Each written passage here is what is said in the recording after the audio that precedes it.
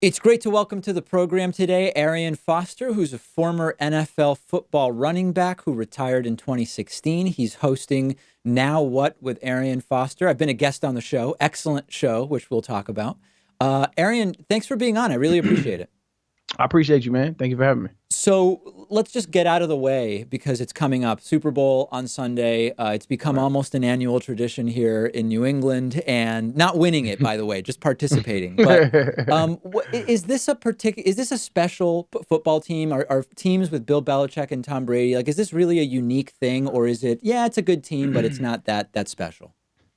Nah, they're definitely a dynasty. I would lean more towards Tom Brady being the catalyst as to why they're so impressive. Not to take anything from Bill Belichick, I think he's really good at what he does, but I think in order to win in this league, you have to have a great quarterback, and I think Tom Brady's probably one of the best ever. What's your view as someone who was in the league about all of this stuff that like surrounds NFL football from a cultural standpoint? So, like as some examples, of course, we have the entire national anthem protest issue, which you and I talked about when I was on your program. Right, right. The Super Bowl advertising, where a few years ago there was controversy over a commercial that it might be anti-abortion, but maybe it's not. It's not really clear. This year, a cannabis legalization commercial was rejected by the Super Bowl because it's too controversial. Do these controversies get to the players, or is it basically just you guys are playing football? I think you have to kind of judge it by individual case by case scenario. I think that the national anthem protest, I think that affected everybody in the NFL and everybody outside of the NFL. It was the most politically infused sports situation, I think, since probably the protest at the Olympics in 1968. And I wasn't even around for that, but it'd be interesting if it was less potent than that because it was just the age of social media and everything, and it kind of made people choose sides. But as far as the cannabis one, I think that's a hilarious hypocrisy. But I think for the most part, I don't think the players get too much involved into those aspects of it, especially at that time. And if you're at the Super Bowl, you probably turn off everything and just focus on the game because there's so much hype surrounding it. But I think it's kind of who we are, right? We're an advertising society. It's all about marketing, advertising, and the Super Bowl is the most watched event in the world, I think. So it makes sense that people are going to put their political ideologies and try to infuse them with some kind of marketing. So when the national anthem stuff was more heated and the president was commenting about it and all of that was going on, do you have a sense of whether the players were putting aside their personal political beliefs, like whether they were Democrats or Republicans, left or right wing, and sort of coming to the defense of the speech of players in the NFL, or do you feel like it was split along party lines politically? I can only speak from my personal experience. I was one of the players that knelt with Cap on the first day, game one. And so there was a few of us that did.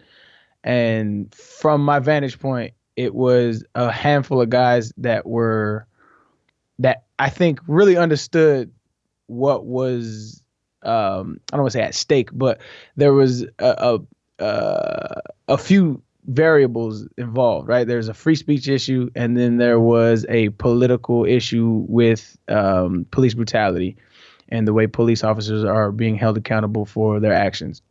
And I think a handful of guys really understood that. But I think what it did was I think it was really divisive in the way that and the president played an integral part in facilitating the lie of you're either patriotic or unpatriotic and what being a patriot even means.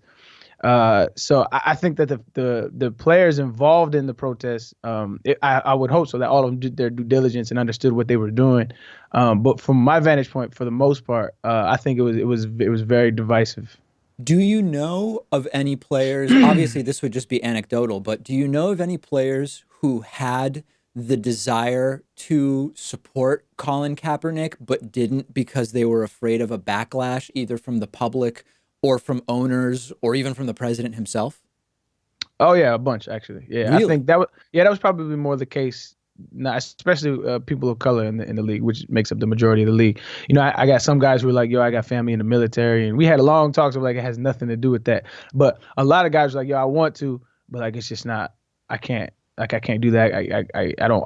A lot of guys, what I found was, I feel like you can pretty much do anything if you can intellectually defend yourself, right? Hmm. A lot of guys just didn't want that pressure because it gets into a deeply rooted historicity of this nation and how its foundations is racist, and that is it's a daunting task to sit there in front of the media, who these people and their job is to get a clickbait story. That's their job, and they're just kind of poking and prodding you for a headline, and you're sitting here trying to defend yourself, and that's not your lane. That's not what you do. You're here to play football, not make a political statement. I think that's where a lot of guys felt, was like, I'm with it. I feel and understand what you guys are saying, Right. but I can't do that. Is there a difference? I hesitate to use the term caste system because like it's so politically it's a tinderbox to use that term. But Mhm. are there sort of like tiers within the NFL where if you're in the top echelon of superstar players, you can get away with more in terms of your activism or what you do versus if you are a player who is not as well known and maybe plays offensive or defensive line, for example, and is not like a celebrity player. Are there those tiers in terms of who can get away with more? Absolutely, there's a hierarchy, no question about it. I noticed it. Well, I'm kind of like walking proof of it. Like I entered the league. When I entered the league, I was an undrafted free agent, and then my rookie year, after my rookie year, I led the NFL in rushing. So like the night and day difference of what I could say and what I couldn't say, Hmm. right? They'll put up with a lot more with somebody who's producing for them. Whereas like I mean, if you look at the Kaepernick situation, right? There's no reason he should not be in the NFL. Like no NFL player that understands the game would at least admit, say, okay, he's at least a backup, right? But the whirlwind surrounding him, nobody wants to take a chance on that. Nobody wants to have that in their locker room. So like it's about the storm that you would create. So if you're kneeling and say I was a 4-time Pro Bowler, right? So if I kneel, I'm more one of the faces of the organization. So I can defend myself. I have a little bit more of a platform, and I have a little bit more of a fan base that will probably agree with the things that I say. And if you're lower on the hierarchy, if you're a guy that just plays special teams, they don't want that distraction. That's what they always say. We don't want the distraction, which is bullshit. But It seems like that is not unique to the NFL. I mean, what we've seen in the NBA, for example, and LeBron James becoming more and more politically outspoken and taking more and more firm positions as a superstar in the league. It seems like that also exists in other leagues. I don't know if you have any insight into that, but that seems to be my sense. yeah, I think it's just business. I think when you look at just the hierarchy of any business, if you have a top producing salesman at your firm, he has a little more leniency behavior wise than anybody else. Because you don't want to lose that production because of a little bit of behavior. It's always been like that, not just with political issues, but if you look at, like, say a guy gets a DUI, or say a guy gets in trouble with the law, or Yes. something of that sort, a guy has a longer leash, so they like to say. A couple of the things I want to talk to you about that I think my audience would find really interesting. You were raised Muslim, but Yeah. you've since, I don't know if the right term is you've renounced your religion or you've become an atheist or an agnostic or whatever. Can you talk a little bit about, I mean, first of all, when you say you were raised Muslim, how observant, and then what caused you to move away from that? Right. So my father was in the FOI, so I was raised around like the Minister Farrakhan kind of Muslims. Like Western Muslims, not necessarily the traditional Shiite or Sunni or something like that. Yeah. So they have a certain way. They're a little bit more politically aware as far as making sure that their followers understand the historicity of race in America and things of that nature. So I was raised in that. So I used to pray 5 times a day to the east. My father was the one thing that I am appreciative of about it was that they were really, like I said, they were really politically aware, but they also made sure that you understood the Bible. You had to understand the Bible. You had to understand the Quran. You had to understand all aspects of religion, especially the Abrahamic prophets, or what they call the prophets. So you had to have a basic understanding of all of those things. Like Jehovah's Witnesses used to knock on the door, and my dad used to invite them in, and we used to have 2-hour conversations. Like that's the kind of household I grew up in. Wow. Yeah. And so as I'm growing up in the world, what kind of made me stray away from it was just the inconsistencies I saw with the teachings, inconsistencies I saw with the people. And when I was younger, I kind of just attributed to, oh, they're all human beings and we're they're not infallible. But as I grew, I started to question the actual doctrines, right? And just what they like to call the problem of evil in philosophy, things like that, and things like faith. Like, why is faith a good thing? I started to really question the foundation of what I thought I believed. And the more and more I questioned it, the more and more I found the answers or lack thereof. Or I found people who were like-minded, that weren't necessarily condemning or shunning the thoughts of that I was having. and so my parents never really did. They were always like, find your own way. This is we're giving you a foundation, and that's the one thing I love them for too. And so it's not, when I told them I was atheist, they were like, yeah, we kind of figured. They don't really care. They're just like, yo, find your way. And so I guess now you found your atheism through Islam, but do you now think that it's just Islam that is not for you, or do you think that it's all religions, period? Oh no, it's all religions. Because I went through a stint where it was like, okay, well, what is Christianity like? So I went to some Christian churches, went to some Catholic, grew up around a lot of Catholics, and so I dabbled. I was like, okay, I was finding myself, and then I didn't go straight from Islam to atheism. I went from Islam to, let me try Christianity, let me try Catholicism, to they're all kind of saying the same thing, right? So maybe they're all just saying the same thing, and they're just getting the words are just mixed up. And so I was like, okay, I'm agnostic as far as I believe there's a higher power, but there's no way I could prove it. I don't, but I still pray, things of that nature. And then I reached a certain point in my maybe early to mid 20s where I was like, this is starting to not make any sense either, just logically. Did these conversations come up with your teammates, and was it unusual to have a non-religious teammate in the NFL? Yeah, they came up a lot. Really? Yeah, for some reason, football is very much interwoven with religion, especially Christianity. Huh. Yeah, in the South. And so I went to college at the University of Tennessee. And there's a story I always like to tell is they used to make us go to church on Sundays sometimes, like for like team camaraderie.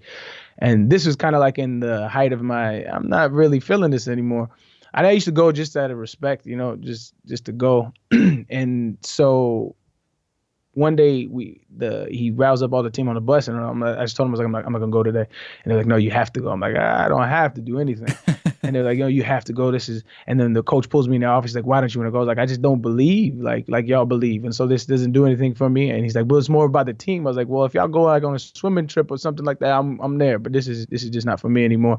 And they kind of look at you sideways because it's not normal, right? A lot of guys, when I first came to the University of Tennessee, like some of my best friends actually now to this day, I remember the first time we had a team-wide conversation, because you're meeting kids you're 18 years old, you're meeting kids from I came out of San Diego, California, grew up in Albuquerque. They're from Tennessee, Atlanta, Florida. Like, you're just meeting kids that you ain't never experienced before. This is before the internet was really a thing. And so you're just exchanging ideas, ideologies, and they figured out that I didn't believe that Jesus was the savior of man. And one of my best friends to this day, he goes, "You don't believe in Jesus? You know you're going to hell, right?" And I was like, "That's wild to tell somebody that." And so those kind of conversations kicked off all the time. And so I was always kind of like on the defense. And I used to be a little bit more aggressive with it, like really challenge their beliefs, like trying to corner them in a logical pickle. But as I grew, it was more, you just kind of, you can't, like, that's my stepfather always says, you can't box with God. Your arms are too short. And even in the NFL, it was still something that it wasn't just in college that this was a thing. It was more inquiry in the NFL than it was in college. In college, it was more like they were trying to convert me.